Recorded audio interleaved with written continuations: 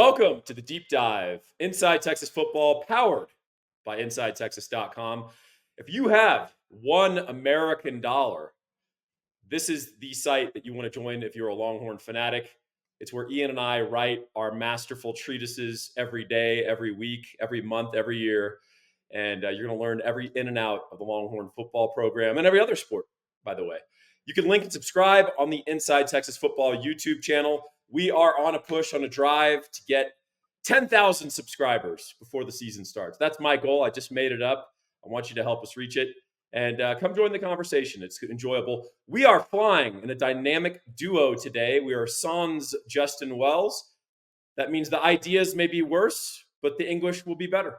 So Ian and I will try to do our very best. And Ian and I were doing a little ideating before this.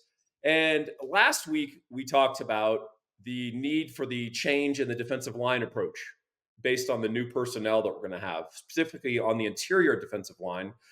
You were doing a little blue sky thinking, Ian, which is what the offseason is for.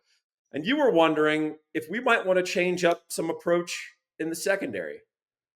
And that begins with probably, arguably, the most or one of the most important pieces in the secondary, and that's Jahdae Barron, the nickel from last year. But might Mr. Barron actually be a corner? And if so, what effects would that have on this defense? Mr. Boyd, I turn it to you, sir. Yeah, well, yeah, very much blue sky thinking here. But there is a chance that this or some other things we might talk about could actually happen, which is Barron moving to corner from nickel. The reason for it, from his perspective, would be, hey, the NFL doesn't seem to care about what I do at nickel.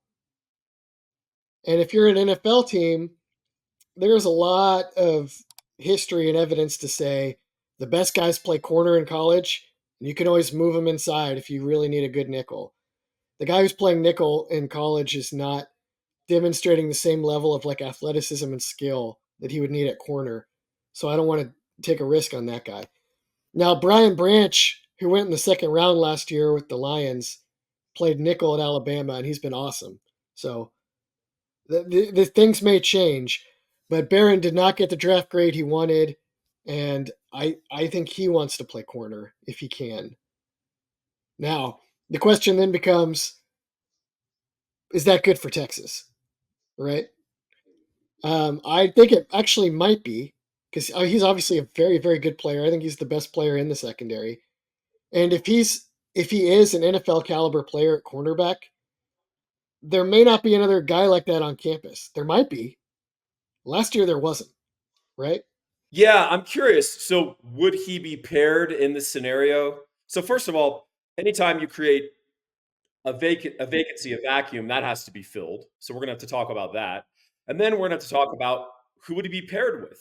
Do we think he'd be paired with Manny Muhammad? Do you think he'd be paired with Terrence Brooks?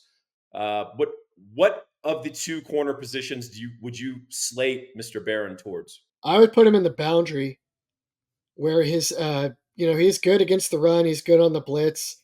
The boundary corner does those things an awful lot more than the field corner. Field corner like never blitzes, I would move him there. I think that would make sense.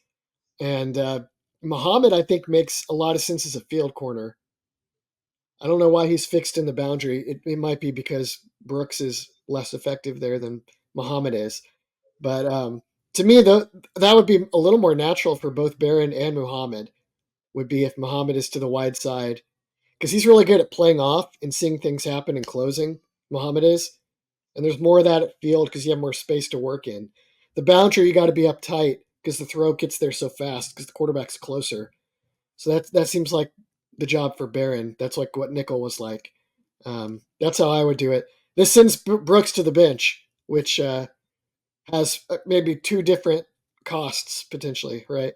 Yeah, let's talk about that. The similarity of the boundary to nickel. Things happen more quickly out there, typically. Teams still run a fair amount of their screen game out there, right? And that's something where Barron particularly excels. He's amazing at recognition. He trusts himself. When he sees it, he goes.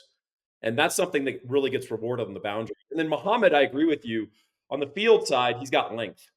And that's very valuable when you have length and some lateral quickness and some anticipation, because that is your opportunity to play a little off and then hawk the ball. So I think part of the upside of this potential move is you get a little more playmaking, a little more aggression on the ball itself. And as we change the rules in the secondary, it used to be viable back in the day. And I'm an old dinosaur, but back in my day, you could play off coverage and knock the wide receiver out, right? That was a viable strategy in football and in coverage. And now with the rules the way they are and targeting and all that sort of stuff, it's kind of harder to pull that off. You really need to play the ball more than the man. Do you agree with that assessment, or do you think that's just a minor aside? Maybe more at safety than corner, but yeah. You're also in space more. Like some of the guys that would be like, well, in my day, we just kill shot people. Well, Yep. you wouldn't, because you'd be in too much space and you'd whiff. Sorry. You tell that to Yeah. Ronnie Lott. Next time you see Ronnie Lott, you tell him that. Yeah. That's Maybe awesome. not. Hey, let's talk about anytime you move Jahdae Barron, there's a little bit of vacuum. So who's going to replace him at that nickel position? Are we talking about a Jalen Gilbo, an Austin Jordan? Are we talking about Kobe Black, the incoming true freshman? Who's going to fill that void? Because the nickel covers the slot, and the slot is the easiest first available read for any quarterback in a spread offense. You want to have a really good guy there. So are we robbing Peter to pay Paul here? Yes. I think if you've got an NFL athlete, he's probably better at boundary corner than nickel because you pretty much never put the nickel totally on an island, and you do with the corner. So on that extent, it is a little more valuable at corner than at nickel, but you can't suck, right? Um, so the depth chart would go Gilbo, Jordan as the next two in line. I would think that Andrew Makuba, the Clemson transfer, would get a look there if Barron is seriously looking at playing full time corner next year. And also, maybe a quick aside, it's possible that Barron could play cornerback when they're in base defense and they don't have a nickel on the field, and that would be like mollify him a little bit and like give him some film for the NFL, but then still play him at nickel when they're in nickel. That could be So that.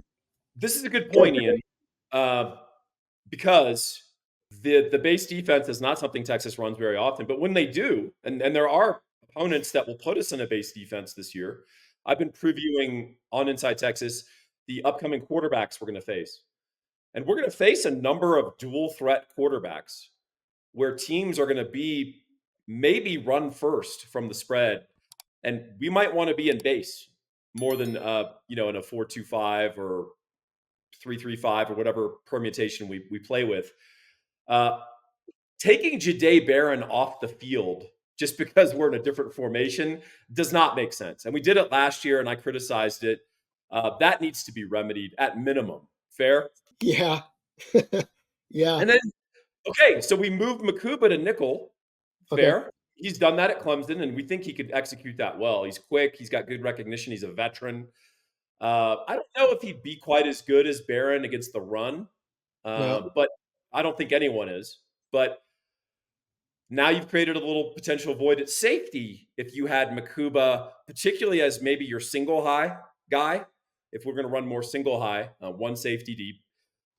So what are we going to do at safety now? We keep robbing Peter to pay Paul. We're having a trickle down effect in this whole mad scheme of yours. So who are our safeties? Is it Williams and Taff? Is it what are we rolling with there? And who's the single high? Yeah. Should we just maybe go through like the top 10 names in the secondary and answer it that way? Or or should we still No, go I mean position? we can absolutely do that, but I did want to kind of illustrate the knock-on effects of one simple move, right? Then you start to have other effects in the secondary. And the truth is the aggregate of that might be better than what we were thinking, or it might be worse. Let's figure it out. But before that, did any of you get injured as we were doing this? Well, I've got good news for you. There's someone you can call. You can call Andre the lawyer at 214-444-8808. He's located in Dallas, Texas. but he helps injured Longhorns all over this great state. Car wrecks, slip and falls, 18-wheeler accidents, on the job injuries, wrongful deaths.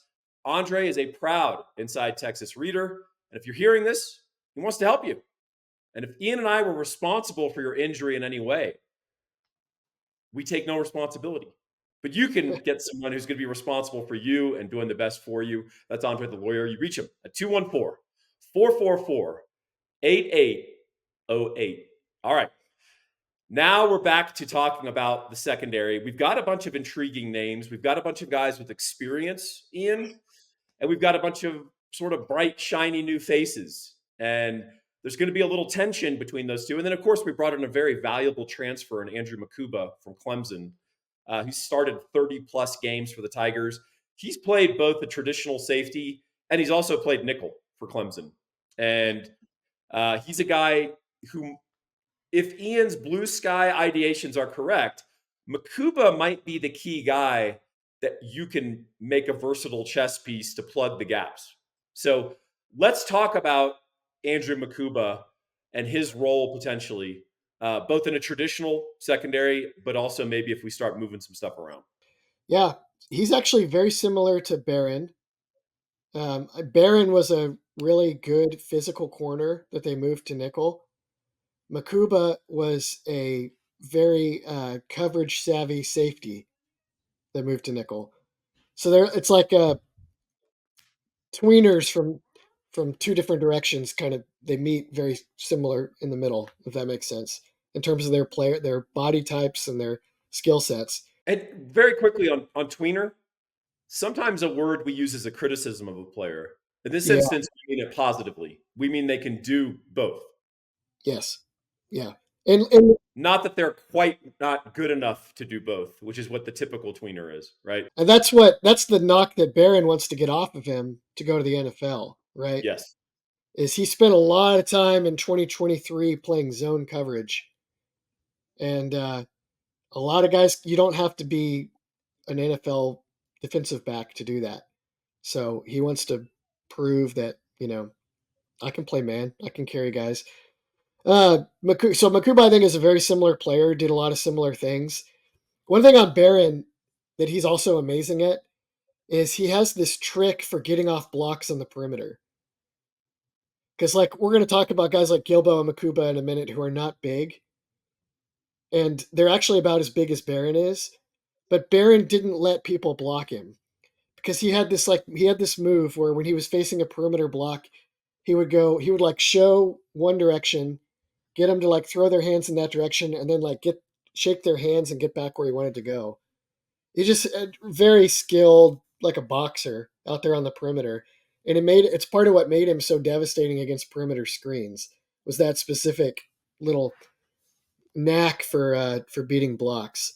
Um, I don't know if Makuba has that, and I know that Gilbo, as of the last time we saw him, does not. Yeah. One thing Makuba might try is if you tell the blocker that their shoes are untied, they'll glance down and then you can run past them. Mm-hmm. So it's a viable tactic, Ian. We're trying to do blue sky, big, no bad ideas. No, Even when I throw out a bad idea, you have to indulge it and write it on the whiteboard. Okay. yep. All right. Let's talk about a guy that's not been mentioned yet in this conversation. He was mentioned for good portions of the season, and in fact, played almost co-starter snaps and then sort of disappeared a little bit late. It's Gavin Holmes. Gavin is a guy who was billed as being the best man corner potentially on the roster, just pure man coverage. He's lithe. He's sort of skinny, but very quick, pretty long, maybe 5'11", 6 feet tall, but pretty skinny guy, not built like a Terrence Brooks. Is he sort of the odd man out, whether we do a switch with Jahdae Barron or not? Or is he a guy that could get a revitalization in the spring and in spring practice with this perhaps greater emphasis on man coverage? Yeah. If they keep Barron at nickel and they play more man, then I think Gavin, what Texas did to Gavin Holmes last year, I think is illustrative. Oh, can't say that word. Illustrative. Illustrative of the problems with the design of the secondary last year, which was they had this guy that all his good film at Wake Forest was playing press man coverage in like a quarter scheme. And you could tell at Wake Forest he was not a great tackler, but teams couldn't even throw the ball because he was really stuck to guys remarkably well. Um, Texas plays him in off coverage to the wide side of the field and let Dylan Gabriel play pitch and catch underneath. And then how many tackles did he miss in that Oklahoma game that were like devastating? Yeah, In at like, least yeah, uh, he needs to get better at that. But I feel they badly misused him. They probably would say, well, if we have these other guys that are good at man coverage and are not bad playing off, then let's just use those guys, which is fair enough. But boy, yeah. And there was some late season snaps where he got to play press man against like Tech, and all of a sudden it's like, hey, look who's a really good player, Gavin Holmes. yeah. Um, yeah, Speaking of potential, and he's still a young player who will probably really be coming into his own this spring, this offseason, this fall. But he had some bad snaps that were noticeable, not necessarily every snap, but there were some things that showed up on the television in a bad way, particularly against Washington. And that's Terrence Brooks. Uh, Man, he looks like what you'd want to draw up a cornerback to look like on paper. 6 feet or over 6 feet, 200 pounds, can run more straight line, maybe fast than wiggle. What's his evolution? And is he a guy that he's certainly in the mix to start, but what's his best use? What's his best utility, Ian? he needs some like fine tuning technical skill.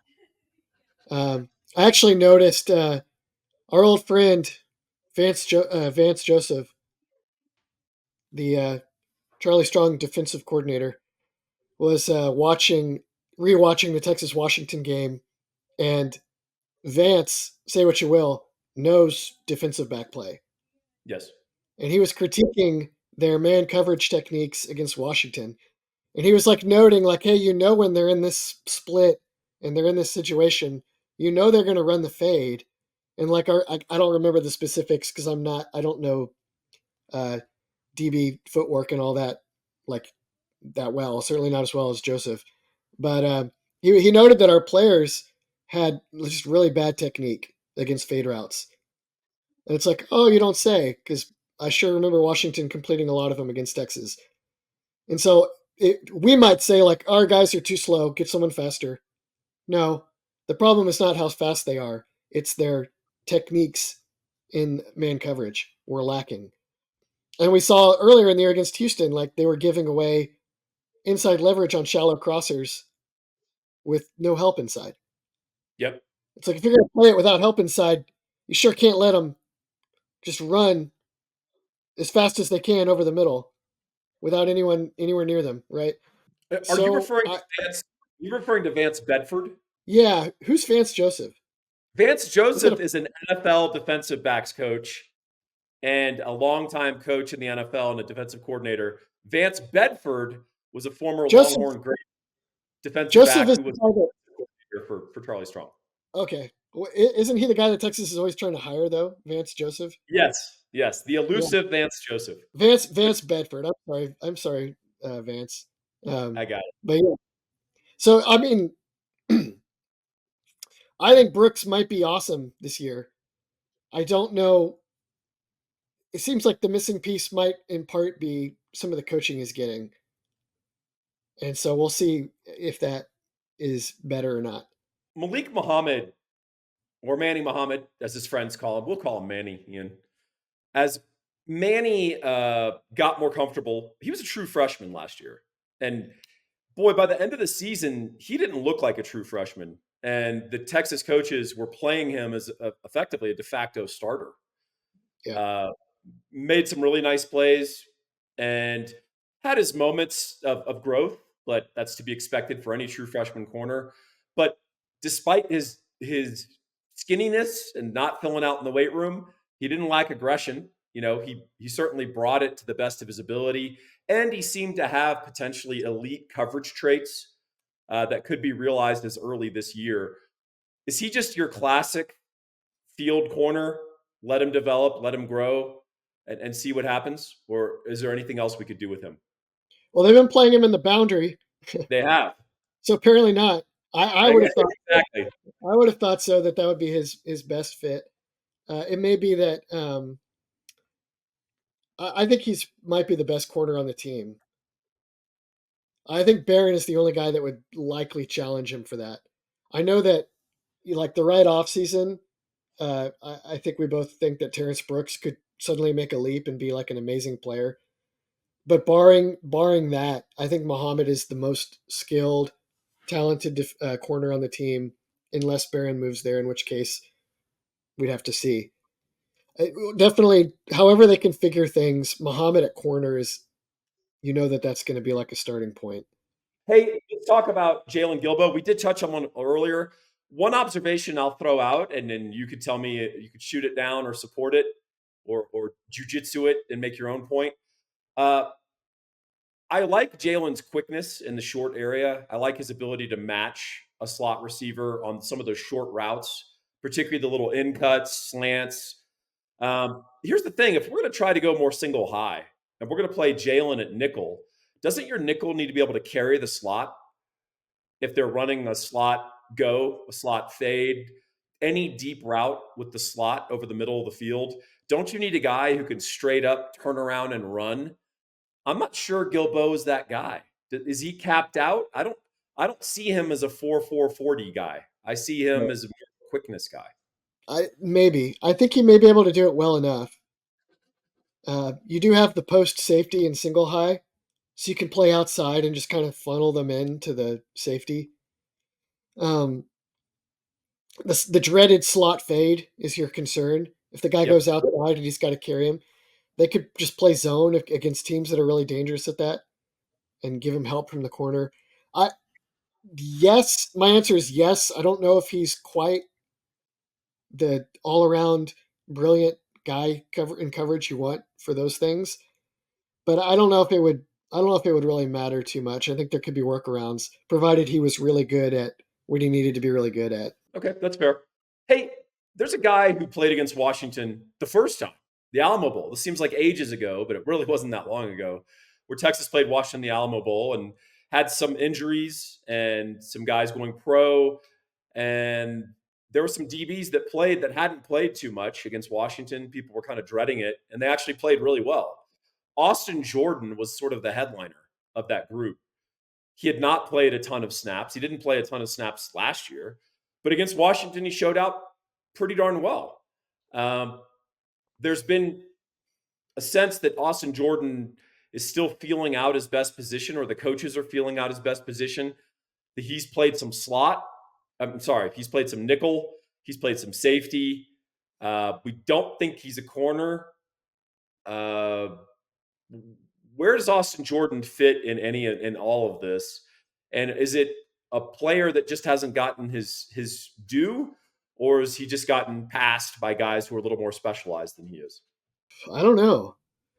I kind of get a vibe from him that he might be the guy where he's like he's not really anything, and it's a weakness until it's a strength. And then he's a senior and he gets all these snaps because he can play multiple spots and not give you a big drop off. That might be his future. In modern football, knowing what we know now about the open portal, de facto wide open free agency without contracts, NIL, is Austin Jordan going to be that guy? I've lamented the loss and death of the gas camp award, right? Of guys staying to their fifth year and then coming out of the blue and contributing. Uh, I don't know if that's going to happen much anymore. Isn't more likely scenario that if Jordan doesn't have a clear path to playing time, he's a starting safety at you know uh, I don't know, Texas Tech at this time next year or something, or North Texas or something. I mean, are we going to see guys like that anymore? It could be. It's if they really want to keep him, you know. Yeah, But or if he wants to really stay. yeah, they also have guys like Michael Taft that kind of fill that spot too. So I guess it's probably more likely he'd end up at Texas Tech than waiting around long enough to seize his moment in the Texas backfield. So Michael Taft, you brought up, he was a fifth-year senior when he was a redshirt freshman, right? Yeah. In his approach to the game, Uh-huh. uh, he's always underestimated, I think, by the common fan. But I think a lot of the people who study realize that he was a moderate strength of the defense last year in terms of assignment soundness and actually tackles well. Actually, will lay the wood if he gets the opportunity. And if you throw the ball to him, he'll catch it, as he's demonstrated. He'll make a play on the ball. Do we think Taff is your drop down safety if we're going to go single high, or is he going to be your safety that's got the back end covered and is keeping everything in front of him? What's his best disposition, Ian? I think he can do either. Uh, he's I don't know if he's like amazing at either, but I think he could do either. He's probably maybe more the guy that you drop back, because I've noticed this deal in college versus the NFL. Like here's a list of some of the great back end safeties in NFL history that are from like recent times: Ed Reed, Earl Thomas. Uh, maybe not quite on that level, but Quandre Diggs. Let's just go with like Texas guys. Yeah. Ed Reed played in like a quarters defense in Miami and did not drop to the post like he would with the Ravens. Uh, Earl Thomas played to the field at Texas. Sometimes he played in the slot in a quarters defense. He was more likely to come down and be near the ball than he was to drop back. It's like let Blake Gideon go back, right? Quandre Diggs, same thing. Played corner, played nickel. Dylan Haynes, you go back. I think playing post safety in college is like a little easier because you don't have like as many. Like in the NFL, everybody's got an arm to test you on some of the long throws. In the NFL, that's not the case. So the star athletes end up playing closer to the ball, and you wouldn't necessarily have known from their time at Texas that Diggs and Earl Thomas would be like notoriously good post safeties in the NFL because that's not how they were used in college. So I think that probably Taff is the one that would get sent back more often when they could manage it, and then let like Derek Williams or Makuba get down around the box, so they're either like maybe covering a slot, maybe covering a tight end, or being like the first responder if things go wrong against the run, right? Yeah, it's interesting. You learn this in the NFL with the veterans, but there's fast. Fast is described in two ways in the NFL, and it's the only way it's described differently. In college, fast is you run fast, right? You run fast either in your pads on the field in a game, or you do it in shorts on a fast track getting timed, right? In the NFL, when they say fast, they also mean play fast or recognize fast. And that's one of the big differences of the NFL. Yes, the players are faster, bigger, stronger in general. They're not so distant from the elite college game in that regard. Yeah, But where they are distant is their play fast. Their yeah, recognition is like that. yeah, And so you can make up a lot of ground as that single high safety, as a Michael Taft, if you see what's happening before it happens. If you understand what they're trying to do, how they're trying to attack us, um, that's what made Ed Reed so special. And that's how Ed Reed could play as a 10-year veteran. You put Ed Reed on a 40-yard field in the NFL Combine when he was a 10-year veteran. I don't think that guy was cracking 4.5. I don't think he was no, cracking 4.6, possibly. But maybe not. you know from watching him on film, right? His play fast was exceptional. So just a tidbit there from Mr. Taft that he might be able to play a little faster than just his pure speed. And by the way, his pure speed isn't bad. You mentioned Derek Williams, a guy we're all really excited about. He looks the part. Holy cow. Talk about a freshman just like Manny Muhammad, who was sort of irrepressible. You couldn't keep him off the field. He became effectively one of the most consistent guys at safety in terms of snaps by the end of the season. Is he just going to continue in that vein and level up to be like an all conference guy this year? And then as a junior, he's an all American type? Or what do we see? We're extolling the virtues of Mr. Williams. What are the chinks in his armor? What are the weaknesses in his game? You'd hope so that he would make a very linear leap improvement, because I would say the main weakness is he was probably the best guy coming down to support the run and make a tackle. Yeah. He made plays in the run game last year They were like Earl Thomas, Ed Reed, kind of like, you got all the way over there and you saw what was happening and you made that tackle all the way over here, really? Um, and he was like one of their best guys covering a slot. Hmm. Like when Houston was killing him with the aforementioned shallows, he was like one of the only guys that actually had a prayer of making a play on those balls from a bad alignment. Um, but he also had, so his weaknesses were just things like assignment errors, misalignment, stuff like that. Stuff true freshman stuff that you would anticipate can only get better unless they like make big wholesale changes and confuse him or something. Like he's only going to know more about where to line up and how to play things. So I would expect pretty linear improvement. You did note before the show, sorry if I'm stealing your thunder, that he doesn't seem to have gained any weight in their spring roster. So he's listed like 6'2", 193 or something like that. You would kind of like to see that weight be going up so that when he's making these tackles, he can bring a little more force. But I don't know if that I don't know what that says, if anything. I'm taking he and CJ Baxter, and they have to eat a triple decker peanut butter sandwich and a protein shake right before bedtime after their normal dinner. And they have to show me photographic evidence as the S&C coach that they're doing it because we need them to put on some good weight. Hey, let's talk about a guy. We talked about the tweener in the positive sense. And in other words, a guy who can do more than one thing well. Not that he's sort of in between two positions and can't do either exactly. And that's Jelani McDonald.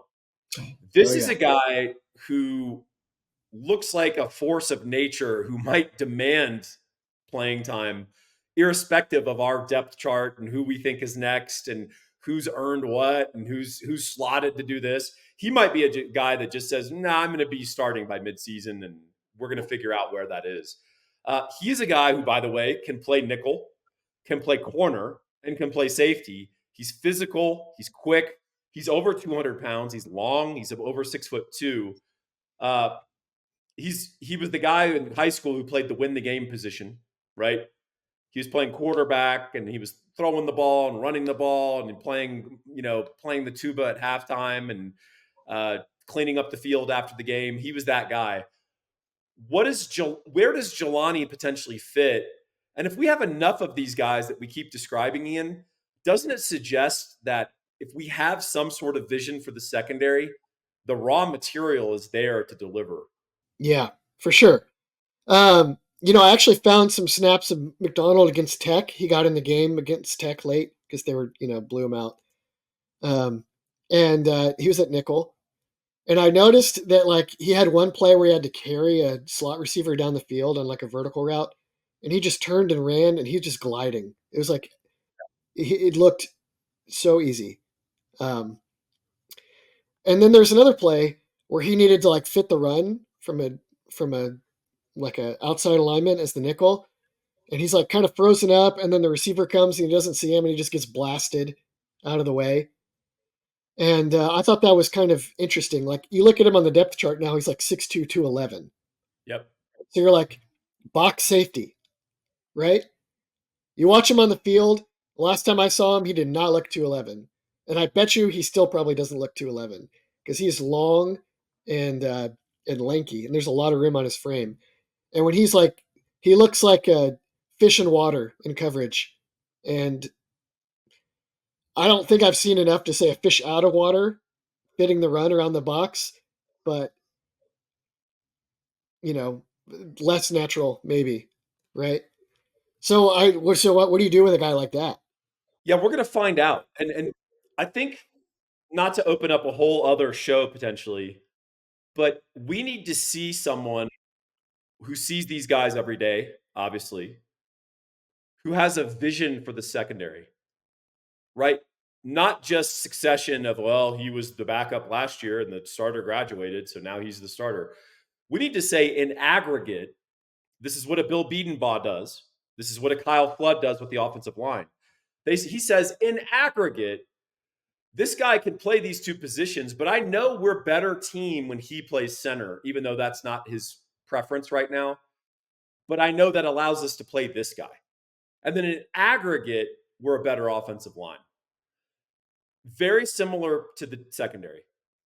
I want to know that we have someone, whether it's Terry Joseph or Pete Kwiatkowski or Blake Gideon, who has a vision for the secondary in totality and says, we've got to get this guy on the field, or we've got to get this guy at this position because here are the benefits. Here's the cornucopia of benefits that it's going to provide for the secondary in toto, right?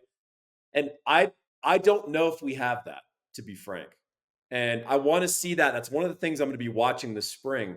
Are we, the other part of spring that's useful in spring practice, you may not always see it in the spring game, but this is when you try stuff. This is when you shouldn't be scared to say, hey, Jelani, go line up at corner. I just want to see, how do you do against Isaiah Bond? Because you got to give a player the ability to surprise you, right? Now, what may happen may be what's exactly what you expect. And then you go, okay, go get back over at safety. But you have to be willing and brave enough to try stuff and upend your own little apple cart, right? The worst thing a coach can do is anoint people and have a calcified depth chart. And I thought we showed in some ways that we were not last year, right? You saw the freshmen make their move. And we'll end with this. There's some really talented incoming freshmen, guys like Xavier Filsame, Kobe Black. We didn't even mention Warren Roberson, who redshirted, who coaches have raved about, who could be a solution at safety or nickel. Do we expect any of these guys to make a push? I mean, Kobe Black is not going to come in looking like a freshman. I think Xavier Filsame is going to need some time to fill out. Is there a potential for impact to these guys, or have we layered the talent and depth sufficiently that we're not counting on incoming freshmen anymore to be incorrigible? I think it's pretty layered now. Like Brooks is basically in a contract here, and he's going Yep. to be feeling the heat from these guys beneath him, or from Barron if he moves over. Muhammad is, I mean, that guy's. I don't even really worry about him. Safety is another question. McDonald. It'd be funny. I mean, he might be Namdi Asamoah, right? Yeah.